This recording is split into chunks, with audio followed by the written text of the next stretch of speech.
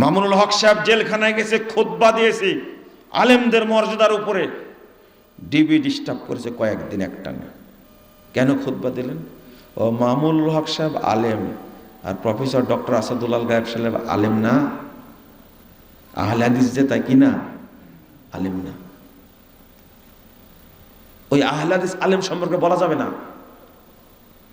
11টা মামলা দিয়েছেন, তা চুরির মামলা। কারা করেছে এগুলো? ওই ইতিহাস বলতে যেতে চাচ্ছি না। তবে হ্যাঁ, এটা ঠিক, গালেব সাদ যখন জেল থেকে বেরিয়েছেন তখন খালেদা জিয়া লোক পাঠায় ক্ষমা চেয়েছেন। বহির্বিশ্বে আমার অজান্তে এটা হয়েছে। তাকে জেলে দিল কে? আহলে হাদিসদের মাদ্রাসা মসজিদগুলোর উপরও এইরকম অত্যাচার আসলো কেন? কি জন্য আসলো? ও আহলে হাদিসরা মানুষই না, মুসলমান তো দূরের কথা, তাই না? আইজ্জাল ইসলামা বি আহাব্বি হাদাইনির রাজুলাইনি বি আবি জাহল আও ওমর ইবনুল খাত্তাব। আল্লাহর কাছে বলছেন, আল্লাহ তুমি এই দুইজনের মধ্যে তোমার কাছে যে লোকটা ভালো, তার মাধ্যমে তুমি ইসলামকে সম্মানিত করো। এই ভুলটা তো আল্লাহ নবী করে গেছেন, সেই ভুলটা আমি করলে কি সমস্যা? বুঝেননি কথা? জাহেল কাকে বলে? আবু জাহালের মতো বাটপার লোক কেউ ছিল বলেন তো দেখি? আল্লাহ নবী তার নামটা আগে নিয়েছেন, বুঝেন? তার নামটা আগে নিয়েছে। আবু জেহেল কত খারাপ মানুষ আবু জাহাল, ওর নাম ছিল আবুল হাকাম। হয়েছে কি? ঠিক তোমরা এরকম আবু জাহাল যারা বললো যে দোয়াও করা যাবে না। কথা কি বুঝতে পারছেন? মানুষ তাওহীদ কোন দিন বুঝবে? নারায়ণগঞ্জের জামাই, তাই না? হ্যাঁ, তাই নাকি? নারায়ণগঞ্জ জামাই? আপনাদের তারেক রহমান কি নারায়ণগঞ্জ জামাই নাকি? কোথাকার? হ্যাঁ,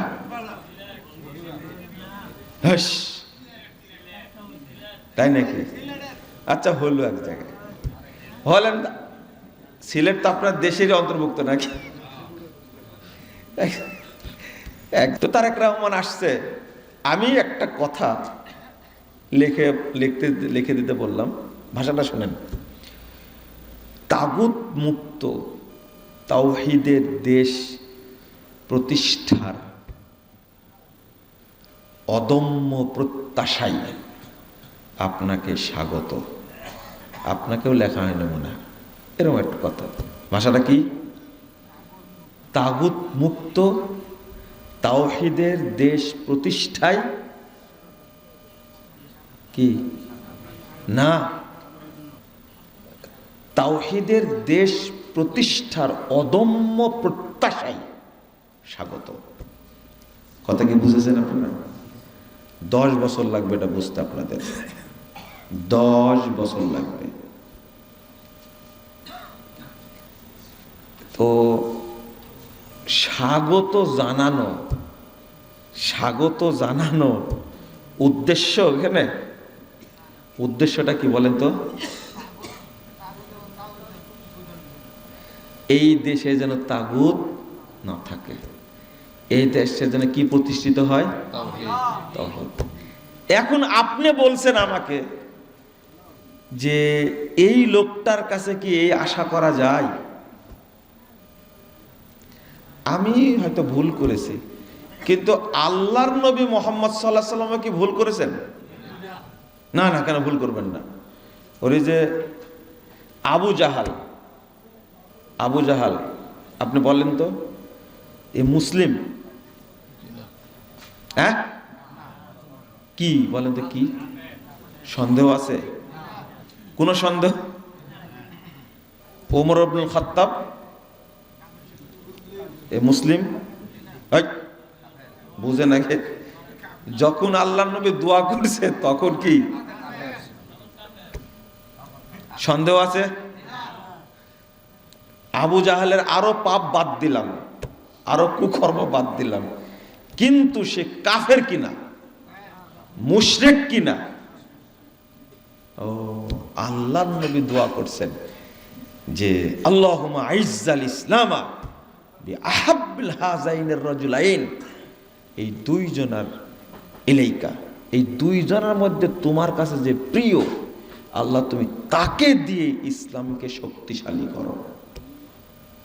এই দোয়াটা আল্লাহর নবী করেছিলেন। কত বড় ভুল করেছেন! আল্লাহর নবী কি নিজে নিজে এই দোয়াটা একাই করলেন, না আল্লাহর অনুমতি আছে? এত বড় দোয়া বের হবে না। তো প্রথম কথা বললেন আবু জাহাল ও ওমর ইবনুল খাত্তাব। এক নম্বর হলো আবু জাহাল, আর একটা কি? আস্তাগফিরুল্লাহ, আস্তাগফিরুল্লাহ। আল্লাহ রাসূল সাল্লাল্লাহু আলাইহি ওয়াসাল্লাম বলেছেন ইন্নাল্লাহা ইউআইয়িদুদ-দ্বীন বির-রাজুলিল ফাজির। আল্লাহ কখনো কখনো ফাজের, ফাসিক ব্যক্তির দ্বারাও দ্বীনকে শক্তিশালী করেন। সহিহ বুখারীর হাদিস। আপনি যাবেন কোথায়? একজন লোক বলছে কি জানেন? দেখেন কার অন্তরে যে কি বসে আছে, কিছু আগে বললাম না? বললাম না?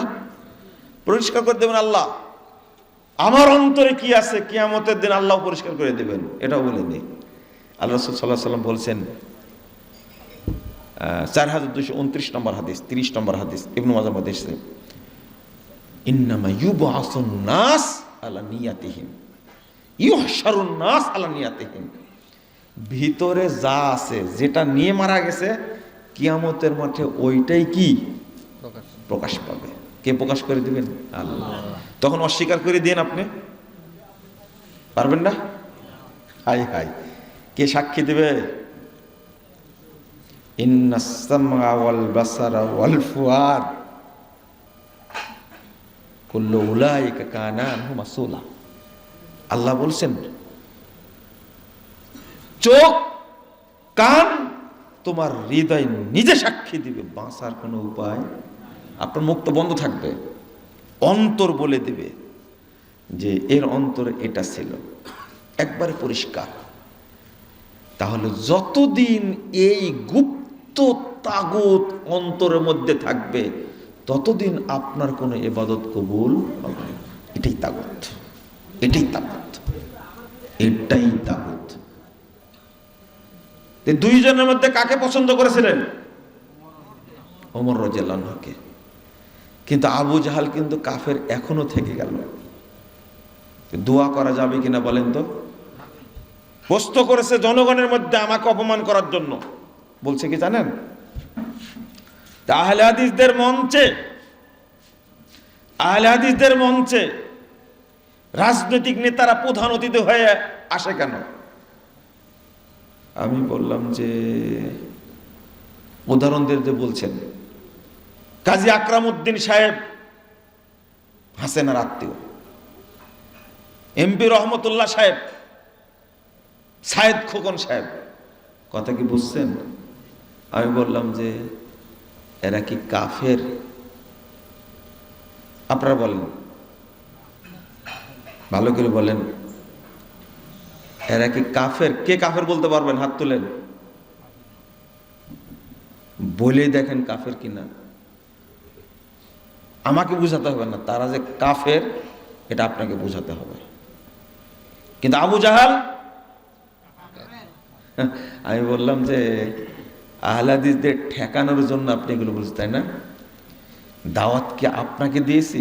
ওনাকে বলছি এবার, ওই মঞ্চে প্রধান অতিথি আপনাকে দাওয়াত দিয়েছি না, ওবায়দুল কাদেরকে না,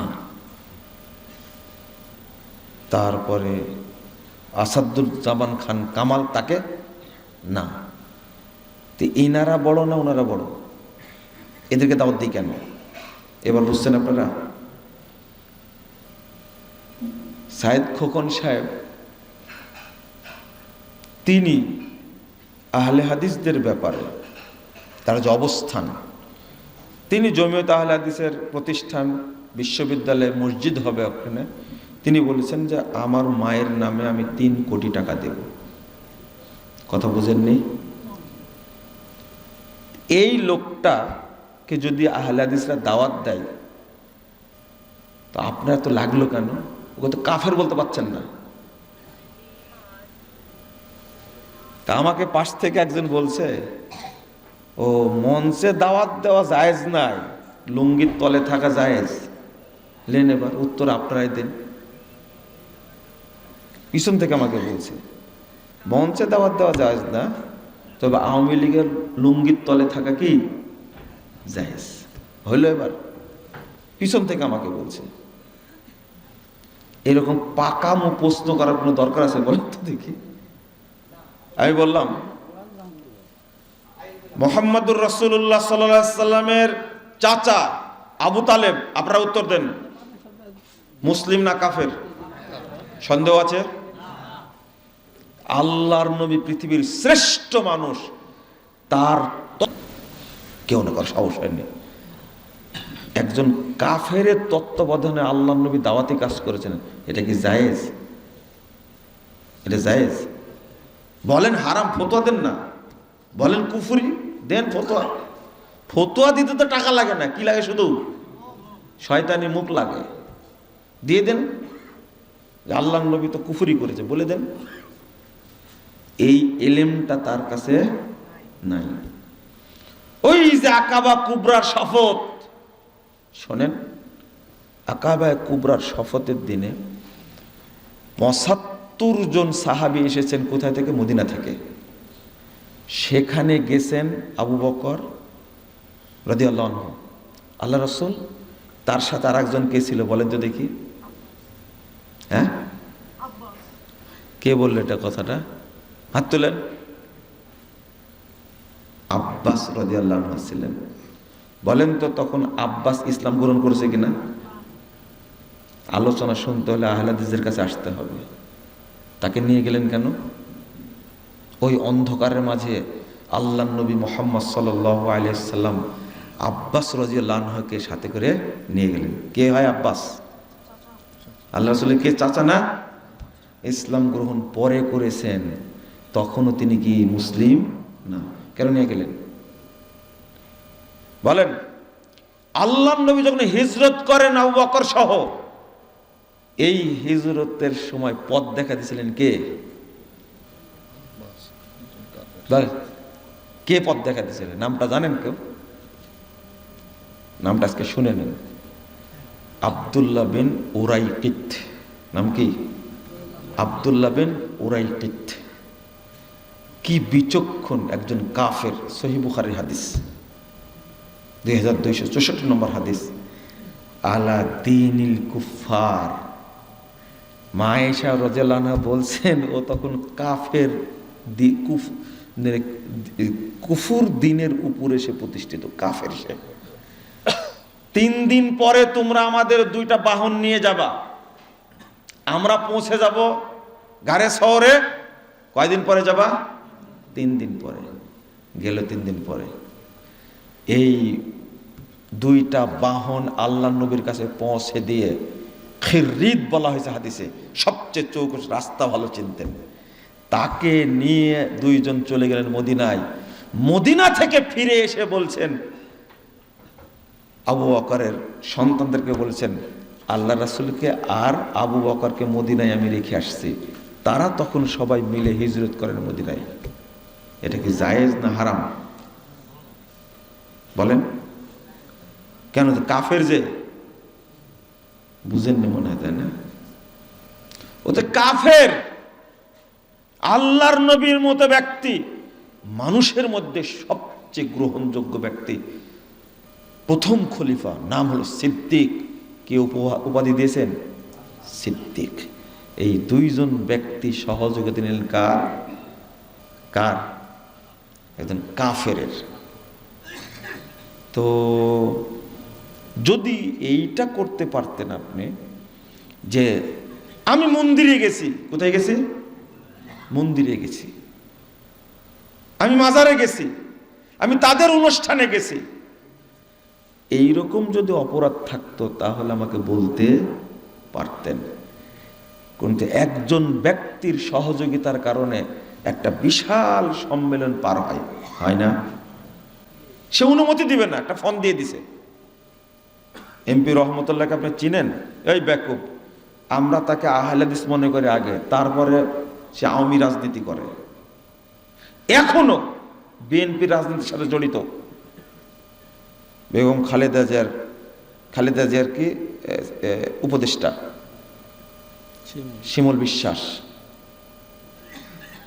আপনার ন্যাংটা হয় চলেন, শিমুল বিশ্বাস আহলে হাদিস সম্পর্কে যত জানে আপনার বাপও তত জানে না। আমি চ্যালেঞ্জ করলাম, জান, আমি চ্যালেঞ্জ করলাম। আমাদের খোসান কেন রে ভাই? আমরা কি চাই আর আপনারা কি চান, অনেক পার্থক্য আছে। আগে বুঝা লাগবে, আগে বুঝা লাগবে। সমস্যা হলো এইগুলোই। বাংলাদেশে আপনি তাওহীদ প্রতিষ্ঠা করতে যাবেন, কত রকমের বাধা আসবে এটা আপনি কল্পনাও করতে পারবেন না। কাজী আকরাম উদ্দিন সাহেব, কি এমপি রহমতুল্লাহ সাহেব, মসজিদ ভেঙে গেছে, ফোন দিয়ে বলেছে এই এটা আহলে হাদিস মসজিদ, আমাদের মসজিদ। ডিসি সাহেবকে ফোন দিছে। আপনি কোন ফোন দিয়েছেন? আপনি আহলে হাদিস মসজিদ ভেঙে দিয়েছে, একটা টু শব্দ পর্যন্ত করেন না। বাংলাদেশে কোনো ভাইরাস শয়তান আলেমও করে না।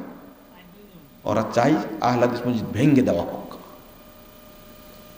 বুঝবেন, তাওহীদের আলোচনা করতে গিয়ে আপনি টিকতে পারবেন না, জটিল অবস্থা। একজন আলেম বলেছে আহলে হাদিস মসজিদ ভাঙা যাবে না, বলেছে যাদেরকে আপনারা ভাইরাস বক্তা বলেন তারা বলে না কেন? মামুনুল হক সাহেব জেলখানায় গেছে, খুতবা দিয়েছে আলেমদের মর্যাদার উপরে, ডিবি ডিস্টার্ব করেছে কয়েকদিন একটানা। কেন খুতবা দিলেন? ও মামুনুল হক সাহেব আলেম আর প্রফেসর ডক্টর আসাদুল্লাহ গায়েব সাহেব আলেম না, আহলে হাদিস যে তাই কি না, আলেম না। ওই আহলে হাদিস আলেম সম্পর্কে বলা যাবে না। 11টা মামলা দিয়েছেন, তা চুরির মামলা কারা করেছে এগুলো ওই ইতিহাস বলতে যেতে চাচ্ছি না। তবে হ্যাঁ, এটা ঠিক, গালেব স্যার যখন জেল থেকে বেরিয়েছেন তখন খালেদা জিয়া লোক পাঠায় ক্ষমা চেয়েছেন। বহির্বিশ্বে আমার অজান্তে এটা হয়েছে, তাকে জেলে দিল কে? আহলে হাদিসদের মাদ্রাসা মসজিদগুলোর উপর এইরকম অত্যাচার আসলো কেন? কি জন্য আসলো? ও আহলে হাদিসরা মানুষই না, মুসলমান তো দূরের কথা, তাই না? আমরা যদি কথা বলতে লাগি বলতে পারি, কিন্তু ইজ্জত রক্ষার সাথে সব কথা বলি না। আমরা বলি না। আহলে হাদিসরা কোনো মহিলার আঁচলের তলে গেছে? কোনোদিন প্রমাণ আছে? আজকে যদি বিএনপি জামাত যদি ভাই ভাই থাকতো কোনো সমস্যা ছিল না। এখন দুই ভাগ হয়ে গেছে যে, তাই না? গালি দিচ্ছেন আহলে হাদিসদেরকে কেন? কাল কিয়ামতের মাঠে আপনার অন্তরীণ বিশ্লেষণ হবে ইনশাআল্লাহ। একজনও বাঁচতে পারবেন না, আহলে হাদিসদের বিরুদ্ধে বাজে কথা বলবেন না। কারণ আমরা সবাই চিনি, সব দলকেই চিনি। চিনি না এটা বলবেন না, আগামী দিনেও চিনবো ইনশাআল্লাহ। কিন্তু আমরা তাওহীদের কথা বলতেই থাকবো। আল্লাহ যেন সবাইকে বোঝার তৌফিক দান করে। 96 সালের নির্বাচনে কি হলো এটা জানি না আমরা। 91 নির্বাচনে কি হলো সেটা আমরা জানি না, ভুলে গেছি মনে করেছেন আমরা তো ভুলিনি। আমরা এই সমস্ত পচা বাজে অবস্থায় যাই না। আমরা মানুষের জন্য দোয়া করি, আল্লাহ তুমি তাদেরকে তাওহীদের বুঝ দান করো। তাগুতের সাথে কখনো আহলে হাদিসরা আপোষ করতে, আপনারা কামড়াকামড়ি করছেন করেন, করেন। এক সময় ইসলামী দলগুলো যোগ দিল বিএনপির সাথে, ক্ষমতায় আসলো বিএনপি 91-এ। আবার এই ইসলামী দলগুলো যোগ দিল কার সাথে? হাসিনার সাথে। ক্ষমতা আসলো কে? আওয়ামী লীগ। আবার 1 সালে যোগ দিল সবাই মিলে, কার সাথে? 4 দলীয় জোট হলো, আর ওরা করলো 14 দলীয় জোট, তাই না? আমরা সব ভুলে গেছি। আজকে আপনি শেখ হাসিনাকে ফ্যাসিস্ট বলছেন, অনেক কিছুই বলছেন। কেন? তসবিহ আর জায়নামাজ যা করেছে এটা জানেন না আপনি? তসবিহ আর জায়নামাজের পাওয়ার এতটাই, ক্ষমতায় এসে সবগুলো ঝুলাই দিছে। বুঝেন নি দেখো না? সবগুলো ঝুলাই দিল না। একটা নেতা তৈরি করেন তো কামরুজ্জামানের মতো। কি করেছেন? কি করেছেন? কি খেতা করেছেন? একটা নেতা তৈরি করে মীর কাসেমের মতন একটা নেতা তৈরি করে পারেন না। অধ্যাপক গোলাম আজমকে একবারে জেলখানায় পোষাই মারল মানুষটাকে। চিনেন না এটা? ও, আমি বললাম কথা আমরাও বলতে জানি, বাজে কথা নিয়ে আমরা সময় নষ্ট করি না। এই যে আজকে এই কথা বললাম, কতদিন আগে বলেছে জিজ্ঞেস করেন তো? ফাজলামি তো আপনারাই করছেন। আজকে যদি আবার আওয়ামী লীগ চেপে বসে, আমরা জানবো যে বিএনপি আর জামাত এক হয়ে গেছে। হবে না? আবার এটা তো আপনাদের রাজনীতিরে ভাই। আমরা দায়ী মানুষ, দাওয়াতি কাজ করি, আপনার জন্য তো দোয়া করি। আমাকে বলো জামাত ইসলামের সর কেমনে? সাইদি সাহেবের সাথে জেলখানায় দেখা হলো, তিনি আমার বই পড়ে 9 পৃষ্ঠার পত্র লিখলেন, ভুল সংশোধনে সফলতা আছে, ব্যর্থতা নেই, লজ্জারও কিছু নাই। আওয়ামী লীগের লোকজন সব আমাকে বললো কি এ জামাত ইসলামের লোক। আপনি কি জানেন একদিন বক্তব্য দেওয়ার কারণে আমাকে 9 ঘন্টা আটকে রাখছিল সিআইডি। আমি কোনোদিন বলতে গেছি আমার উপরে মামলা আছে, এখনো আমাকে মামলা ঝুলতে হয়। আমি নাকি জামাত ইসলামের কি সর? শুধু সাইদি সাহেব সম্পর্কে বলেছি। মজার ব্যাপার না একটা? কি দারুণ ব্যাপার। আর আমরা হলাম আওয়ামী লীগের দালাল। আল্লাহর কাছে বলবো, তুমি যদি ভুল স্বীকার না করো, এর বিচার কিয়ামতের মাঠে চাই। আমাদেরকে এই মিথ্যা অভিযোগ দিয়েছে, দুনিয়াতে কিছু করতে পারিনি, কিন্তু কিয়ামতের মাঠে বিচার তোমার কাছে চাই, বিচার দেখতে চাই। এত বড় মিথ্যা ফালতু কথা বলেছে কেন? 14 সালে জেল খাটলাম আমি। 2014 সালে জেল খাটলাম। তখন প্রধানমন্ত্রী ছিলেন বাংলাদেশের বেগম খালেদা জিয়া, তাই না? হ্যাঁ, ভালো করে গুনে দেখেন না। 14 সালে কিন্তু খালেদা জিয়া প্রধানমন্ত্রী, জানেন আপনারা? শেখ হাসিনা হলে আমি জেল খাটলাম কি করে? আমি যদি আওয়ামী লীগের দালালি হই, তা আমি জেল খাটলাম কি করে? বুঝেননি মনে, তাই না? হ্যাঁ, তখন খালেদা জিয়া ছিল, ওই জন্য আমাকে জেল খাটান দিছে। শয়তান যে কি মুতায় মুতেছে তোমার মুখে, আল্লাহ ভালো জানে। তোমার মুখ না, এটা শয়তানের মুতের সাগর হয়ে গেছে। এখন সাবধান থাকো।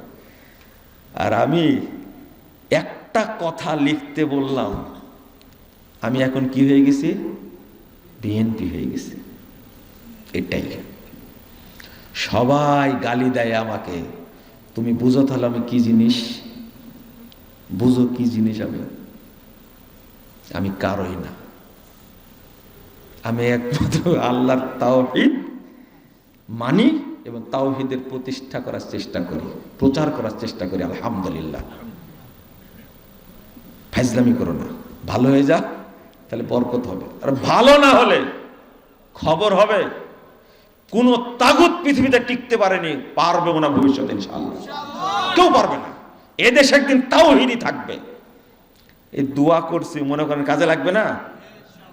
এখানে হয়তো কোনো মুরব্বী বসে আছে, আল্লাহ তাকে পছন্দ করেন, আমারটা কবুল হলে তারটা কবুল হবে। এইটা আমার সবচেয়ে বড় পাওয়া। আল্লাহর কাছে যা বলেছি তা পেয়েছি।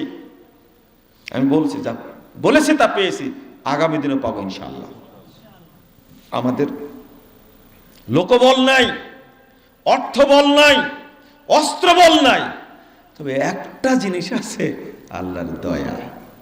সাইদি সাহেব বুকে হাত দিয়ে বলছেন, বাবা আমার জন্য দোয়া করো, আমার জন্য দোয়া করো। 2টা চাহিদা তোমার কাছে। 1 নম্বর, আল্লাহ যেন আমাকে জেল থেকে বের করে জনগণের সামনে শত্রুরা গুলি করে মেরে ফেলে দেয়, আমি সেখানে শহীদ হতে চাই, জেলখানে মরতে চাই না। 2 নম্বর, আমি আরেকবার আল্লাহর ঘরে যাব, গিয়ে আমি উমরা করে তারপরে মরতে চাই। আমি বললাম যে আমার দোয়া কি কবুল হবে? তখন বলছে যে আহলে হাদিসরা শিরিক বিদআত করে না, আহলে হাদিসদের দোয়াই কবুল হবে। এই কথা বলছেন। আমি যে কথাগুলো বলছি আল্লাহ সাক্ষী। ফাজিল বাজে কথা বলবেন না দয়া করে। তাওহীদটাকে ধারণ করতে হবে, যত কিছুই থাক না কেন তাওহীদ না থাকলে তার কোনো দাম নাই। আজকে অধিকাংশ মানুষ কবর পূজারী। বলেন কবর পূজারী রেখা মুসলিম না মুশরিক? বলেন মুসলিম মুশরিক? মুশরিক। যারা খাম্বা পূজা করে তারা, যারা শহীদ মুনার পূজা করে তারা আস্তাগফিরুল্লাহ, আর যারা বেনামাজি তারা বলেন, জোরে বলেন, কাফের। কোনো সন্দেহ আছে? মুসলিম কই? মুসলিম কই? লা ইলাহা ইল্লাল্লাহ। 1 নম্বর, আল্লাহর জন্য সবকিছুই করি কিন্তু আল্লাহকে চিনি না। বাংলাদেশের 90% মানুষ বিশ্বাস করে আল্লাহ সর্বত্র বিরাজমান, করে না? এটা কুফরি আকীদা। যে ব্যক্তি এই বিশ্বাস করে সে কাফের, এবার খাঁটি কাফের, কোনো সন্দেহ নাই। যে বিশ্বাস করে আল্লাহ নিরাকার, খাঁটি কাফের। যে বিশ্বাস করে নবী মরেইনি, নবী কি মরেইনি, কাফের। এই কাফের।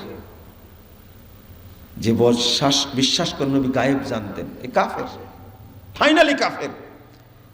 তাহলে আল্লাহ যে বললেন সালাত পড়া সত্ত্বেও, আল্লাহকে বিশ্বাস করা সত্ত্বেও অধিকাংশ মানুষ কি কাফের না? জাহান্নামে কখন বললাম? কাফের, মুশরিক বললাম না, কাফের বললাম। আল্লাহ যেন আমাদেরকে এগুলো বুঝার তৌফিক দান করে। একজন মুমিন হলেও, তাওহীদপন্থী হলেও আপনাকে টিকে থাকতে হবে। আমি তাওহীদের সাথে তাগুতের মিশ্রণ করব না। লা তালবিসুল হাক্কা বিল বাতিল, হককে বাতিলের সাথে মিশ্রিত করো না। করলে সমস্যা। কি সমস্যা? আল্লাহ বলছেন, আপনি কি মনে করেন গণতন্ত্র, সমাজতন্ত্র, ধর্মনিরপেক্ষবাদ, জাতীয়তাবাদ এইগুলো ইসলামের সাথে মিক্সচার করা যাবে? যদি কেউ মিক্সচার করে তার ঈমান থাকবে? আস্তাগফিরুল্লাহ। আর এইগুলো পাচার করেছে, আপনাদের অর্থ দিচ্ছে, অস্ত্র দিচ্ছে, সহযোগিতা করছে ইহুদি খ্রিস্টানরা, তাদের স্বার্থে না? বাংলাদেশে ইসলাম প্রতিষ্ঠিত হবে বিপ্লবের মাধ্যমে ইনশাআল্লাহ, সমাজ বিপ্লবের মাধ্যমে হবে ইনশাআল্লাহ। আপনারা কি ইউনূসকে ভোট দিয়ে নিয়ে আসছেন নাকি?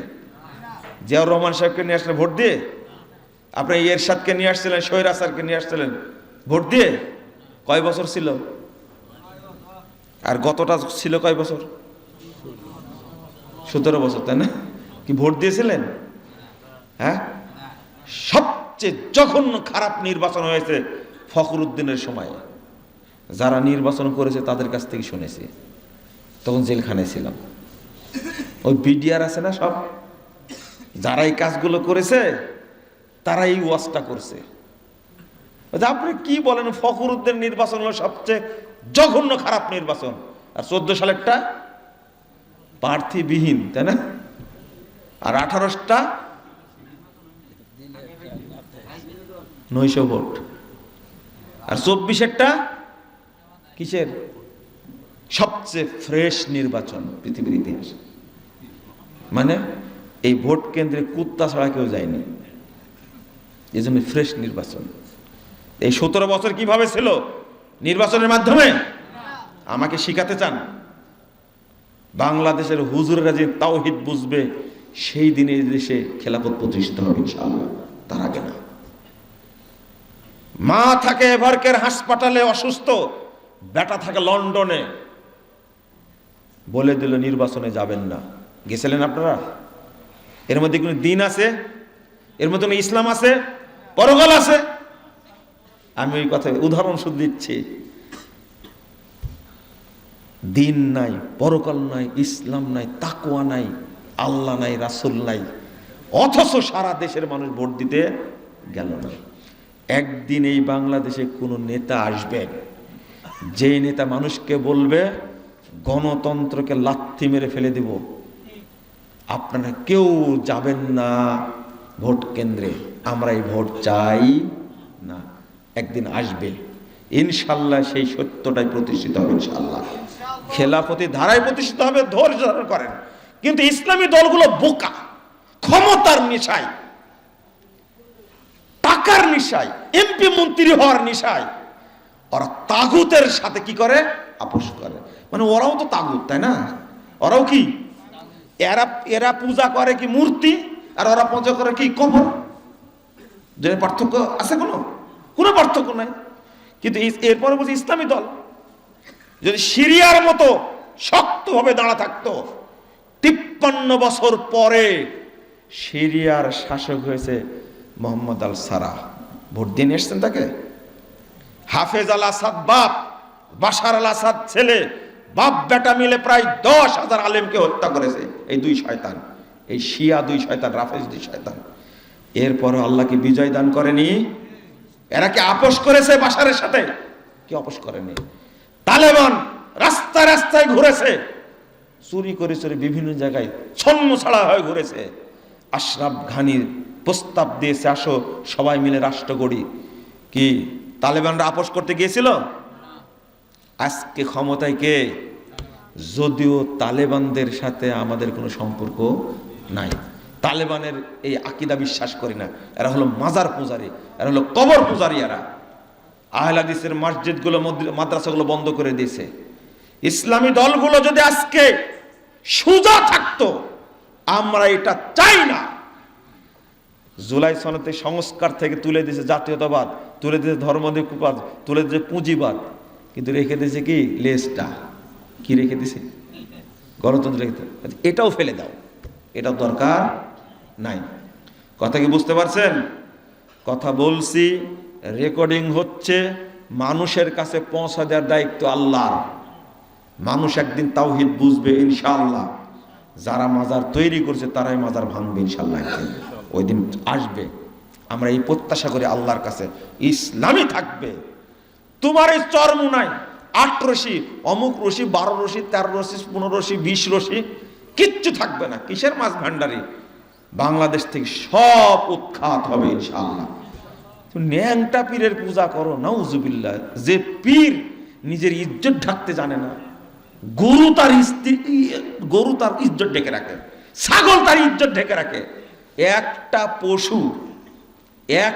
পশু ইজ্জত বের করে রাখে, জানেন আপনারা? হ্যাঁ, কিন্তু মারতে গেলে আবার ঢেকে ফেলে। বুঝেননি কথা? কি ডিওজি, মিস্টার ডিওজি। তো তবে ওকে পিটাতে গেলে কি লেজ কি করে বুঝছেন কি? ইজ্জত ঢেকে ফেলে, যে সরাসরি আমার ইজ্জত যেন না দেখে। কিন্তু তুমি যে পীরের ইবাদত করো, এই ল্যাংটা শয়তান পীর নিজের ইজ্জত ঢাকে না। ও শিয়াল কুকুরের চেয়েও খারাপ, গরু ছাগলের চেয়েও খারাপ। সেই পীরের ইবাদত করে বাংলাদেশের মানুষ। আল্লাহ যেন আমাদের হেফাজত করেন, আমিন। আপনাদের কাছে একটু কড়া কড়া কথা বললাম, মাফ করে দিন। কিন্তু উদ্দেশ্য কি একটা বলেন? আগে তাওহীদ, আগে কি তাওহীদ, এক আগে কি ইলাহুকুম ইলাহু ওয়াহিদ। এক দিয়ে দেওয়া শুরু করতে হবে। এক দিয়ে শুরু করার পরে যদি 0 বসেন তাও কত হবে? 10। আল্লাহ নবী বলছেন, লাউ কানাত হাসানা দাখালাল জান্নাহ। কিয়ামতের মাঠে কারো যদি এক নেকি থাকে, সেও জান্নাতে যাবে। কিন্তু তাওহীদবিহীন এক হবে, জমা হবে। আগে তাওহীদ থাকতে হবে। বুঝলেন তো আপনারা? মনে বুঝলেন না? বলতে থাকি, দেখা যায় বোঝা যায় কিনা। আল্লাহ তুমি আমাদের সকলকে জান্নাতুল ফেরদাউসের জন্য কবুল করে নাও। আল্লাহ তুমি বাংলাদেশের সকল মানুষকে তাওহীদের জ্ঞান দান করো। এটা কি দোয়া করা যায় না? হারাম নাকি এটা দোয়া করা? হারাম বলেন, হারাম। আল্লাহ কাউকে কবুল করতে পারে না। সমস্যা কি জানেন? ওটা বলতে ভুলে গেছে। আহলে হাদিসরা বিশ্বাস করে যারা ক্ষমতা আছে তারাই ভালো হয়ে ইসলামী রাষ্ট্র করুক। আহলে হাদিসরা কাউকে ফেলে দিয়ে ওখানে বসতে কোনো রেকর্ড নাই পৃথিবীতে, কোনো রেকর্ড নেই পৃথিবীতে। আহলে হাদিস এটা চায় না। ওই ব্যক্তিকেই বলে তুমি চালাও, নীতিটা কি করো, সংশোধন করো। আর আপনার নীতি কি, ওকে সরাও আগে। একজন মানুষকে সরানো অত মানে সহজ না, অত সহজ নয়। এই সরাতে গেলেই রক্তপাত হবে না। তাওহীদ প্রতিষ্ঠা করেছেন সৌদি আরবে মোহাম্মদ বিন আব্দুল ওহাব, এত বড় জাদ্দার আলেম, কিন্তু মোহাম্মদ বিন সৌদকে উনি বলেছিলেন আপনি সংশোধন করে নেন। ঠিক আছে, কি সংশোধন করব? 1 নম্বর আল্লাহর আইন চালু করবেন। 2 নম্বর কারো কাছে ট্যাক্স নেবেন না। কি ট্যাক্স নেবেন না? তখন বলছে প্রথমটা মেনে নিলাম, কিন্তু ট্যাক্স না নিলে আমি রাষ্ট্র চালাবো কি করে, বুঝেন? তখন পরহেজগার আলেম তো, তখন বলছে আপনি যদি তাওহীদের রাষ্ট্র চালান তাহলে আল্লাহর পক্ষ থেকে বরকত হবে। কোনো সেতুতেও ট্যাক্স নেওয়া হয় না, এখনো নেওয়া হয় না। আপনি একটা কালভার্ট তৈরি করেছেন, তা ভিক্ষা করেন, তাই না? সৌদি আরবের বিরুদ্ধে গালি দিচ্ছে বাংলাদেশের ন্যাংটা, যে সেও গালি দেয়। আপনি আরো 1000 বছর বাঁচেন, গালি দিতে থাকেন, কোনো কাজ না, শুধু সৌদি আরব গালি দেবেন, ন্যাংটা হয়ে গালি দেবেন, এমনি না, ন্যাংটা হবেন। 1000 বছর পর্যন্ত গালি দেন আপনি সৌদি আরবকে, কিচ্ছু করতে পারবেন না ইনশাআল্লাহ। যে জায়গায় আছে ওই জায়গায় পৌঁছতে আপনার 10,000 বছর টাইম লাগবে। পুতিন পাঁচাটে সৌদি আরবের, ট্রাম্প বাইডেনও পাঁচাটে, একই সিং জিনপিং এও পাঁচাটে। ও জানে সৌদি আরবের ঠিক না রাখলে কোনো কাজ হবে না। আপনাকে কেউ চাটে? আপনি চাটেন, কখন চীনকে চাটেন, কখন ইন্ডিয়াকে চাটেন। কেন চাটেন আপনি? চাটা থেকে শুরু হয়েছে।